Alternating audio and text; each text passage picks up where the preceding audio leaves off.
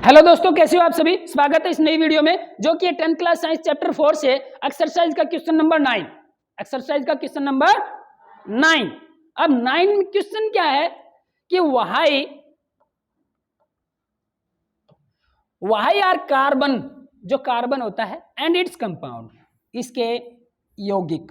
Compounds में क्या होता है? इसके यौगिक, यानी कि कार्बन के साथ कुछ जुड़ा हुआ हो, जैसे मीथेन CH4 कार्बन के साथ क्या है? जुड़ा हुआ है। जैसे CH3OH, क्या है ये? मिथेनॉल। क्या है? मिथेनॉल। अब ये मिथेनॉल है, मीथेन है, यानी कि carbon and its compound, carbon और उसके यौगिक, यूज्ड एज फ्यूल। उनका प्रयोग कैसे, किस रूप में किया जाता है? फ्यूल के रूप में। आपने सुना होगा पेट्रोल, डीजल, केरोसिन तेल, किस लिए यूज करते हो? किस लिए यूज करते हो इनको? गाड़ियों में डालते हो। किस में डालते हो? और गाड़ियों में क्या होता है उनका?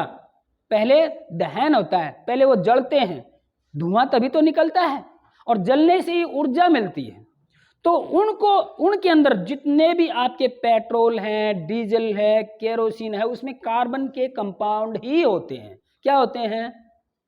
कार्बन के कंपाउंड, जैसे पेंटेन, पेंटाइन, पेंटेनॉल, हेक्सेनॉल, इस तरह से कार्बन के ही क्या होते हैं? उसमें कंपाउंड होते हैं। तो वही तो प्रश्न किया है, प्रश्न ही तो समझ में आना है कि why are carbon and its compound used as fuel for most application. जितनी भी ज्यादा चीज हमें इस्तेमाल करनी है ईंधन जलाने के रूप में, वो सबसे ज्यादा यूज किस कंपाउंड का होता है? कार्बन और उसके कंपाउंड, कार्बन तथा उसके यौगिक का ही सबसे ज्यादा प्रयोग होता है। वैसे हाइड्रोजन अकेले को भी हम फ्यूल के रूप में भी इस्तेमाल करते हैं। और भी बहुत सारी चीजें हैं जिसको फ्यूल के रूप में इस्तेमाल करते, ईंधन के रूप में इस्तेमाल करते। लकड़ी जलाते हो, क्या जलाते हो? लकड़ी में भी तो क्या है? कार्बन। क्या है? कार्बन उसके। तो ज्यादा से ज्यादा यूज, जैसे आप घर में LPG जला रहे हो, क्या जला रहे हो? LPG भी क्या है? कार्बन के ही यौगिक है, उसमें भी क्या है? तो ज्यादा से ज्यादा जो भी ईंधन आप प्रयोग कर रहे हैं उस सब में क्या है? क्या है? कार्बन तथा उसके यौगिक हैं लगभग में। तो यही तो है, इसका ही इस्तेमाल क्यों ज्यादा करते हैं? क्यों इनका इस्तेमाल ज्यादा करते हैं? तो देखो भाई, पहला है carbon and its compound use as fuel for most application due to following reason. ऐसे लिखोगे पर्सन बोर्ड में तो एक लाइन तो बड़ी आसान सी लाइन है, मार्क्स बढ़ने के चांस है। अब देखो क्यों है। पहला कारण है they produce lot of heat. जो भी कार्बन के कंपाउंड हैं वो क्या करते हैं? ज्यादा से ज्यादा मात्रा में हीट पैदा करते हैं। क्या पैदा करते हैं? हीट। अगर और चीज जलाओगे तो उसमें हीट कम मिलेगी, लेकिन अगर कार्बन के यौगिक जलाओगे तो उसमें हीट क्या निकलेगी? ज्यादा मात्रा में निकलेगी। और ज्यादा हीट तो चाहिए हमें क्या चाहिए जलाने के लिए? जला क्यों रहे हैं? हीट के लिए। और हीट ज्यादा निकलेगी, उसी को प्रयोग करेंगे। तो हीट जो है ज्यादा निकलती है। एंड लाइट, और लाइट भी, प्रकाश भी निकलता है उसमें से। क्या निकलता रहता है? प्रकाश भी निकलता रहता है। प्रकाश, जैसे आप लकड़ी जलाते हैं, क्या जला रहे हैं? लकड़ी जला रहे हैं, उसमें से देखना कितना क्या निकलेगी? लाइट भी निकलेगी और हीट भी निकलेगी, उष्मा भी निकलेगी और प्रकाश भी निकलेगा। ठीक है। वहन बर्न इन ऑक्सीजन। और ज्यादातर किस में जलाते हैं? ऑक्सीजन की उपस्थिति में जलाते हैं। बिना हवा के तो लकड़ी जलेगी नहीं, हवा जरूरी है। तो पहला, हम कार्बन के यौगिकों को क्यों प्रयोग करते हैं ईंधन के रूप में? क्योंकि इससे जलाने से हीट और लाइट सबसे ज्यादा मात्रा में पैदा होती है। क्लियर? दूसरा, देयर कंबंशन इज कॉन्टिन्यूइंग।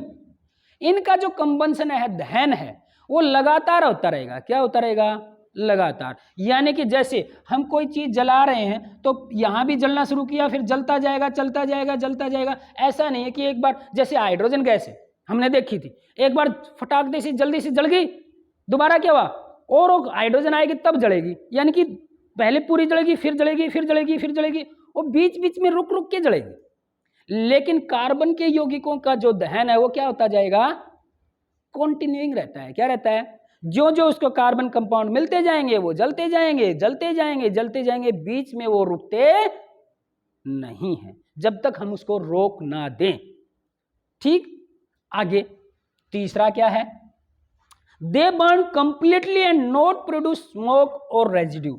जैसे कि गैस है, एलपीजी गैस है, वैसे छोड़ते हैं, कुछ कंप्लीटली जलते हैं। अगर उनको पूर्ण रूप से जलाना चाहो, जैसे गैस है, कोई रेजिड्यू नहीं बचता, कोई राख नहीं बचती, तो ये भी कुछ हद तक हो सकता है। लेकिन कई बार क्या होता है, कुछ कार्बन कंपाउंड रेजिड्यू का मतलब अवशेष, रेजिड्यू का मतलब क्या होता है?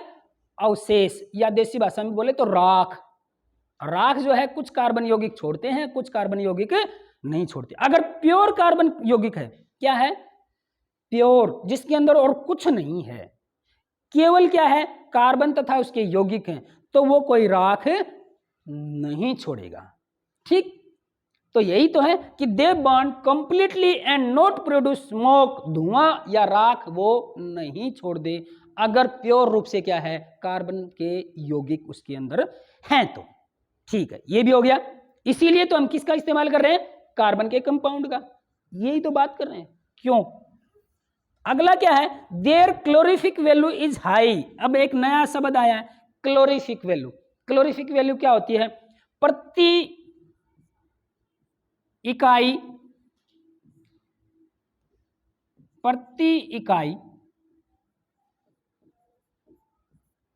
ईंधन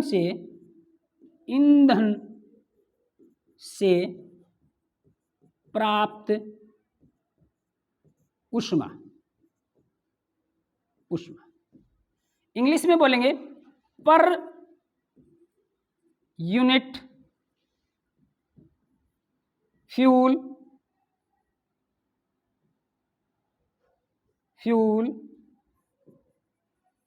produce heat is called calorific value. इसे क्या कहेंगे? Calorific value. जैसे कि मान लो 1 ग्राम ईंधन है, ईंधन कितना है? 1 ग्राम, 1 ग्राम, 2 ग्राम, 1 किलो, 2 किलो, कितना भी हो सकता है। प्रति इकाई का मतलब क्या? एक इकाई ले ली, एक यूनिट ले ली, और उसको जलाएंगे। क्या करेंगे? जलाएंगे, तो उससे हमें हीट मिलेगी। क्या मिलेगी? हीट मिलेगी। और वो जितनी हीट होगी वो ही क्या कहलाएगी? उसकी क्लोरिफिक वैल्यू। क्या होगी? Calorific value. जैसे 1 ग्राम ईंधन को जलाया तो हमें 100 जूल ऊर्जा मिली। 100 जूल क्या मिली? ऊर्जा मिली। तो इसी को क्या कहेंगे? 1 ग्राम से जितनी ऊर्जा प्राप्त होती है वही क्या कहलाता है? क्लोरिफिक वैल्यू कहलाता है।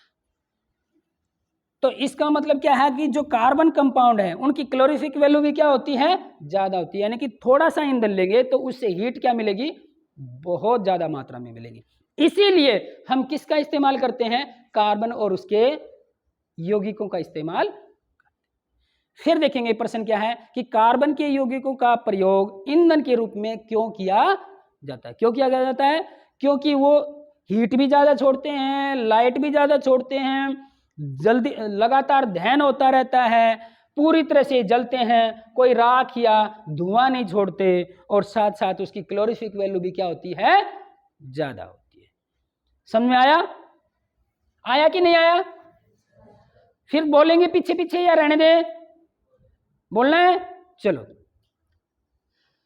Carbon and its compound are used a fuel for most applications due to the following reasons.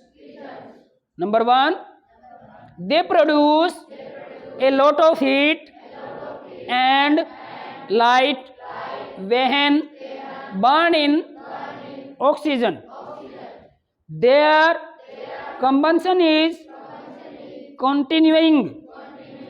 Next, they burn completely and not produce smoke or residue. Last, their calorific value is high. अब हिंदी में पढ़ते हैं। Carbon तथा उसके यौगिक का ईंधन के रूप में ज्यादातर प्रयोग किया जाता है जिसके निम्नलिखित कारण हैं। नंबर 1, ये अधिक मात्रा में ऊष्मा और प्रकाश उत्पन्न करते हैं जब इनको ऑक्सीजन की उपस्थिति में जलाया जाता है। अगला है, उनका दहन लगातार होता है।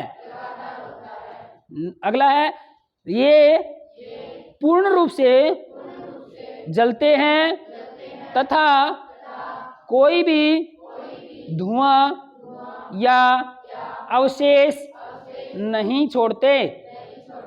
अगला है, इनकी ऊष्मीयमान अधिक होता है।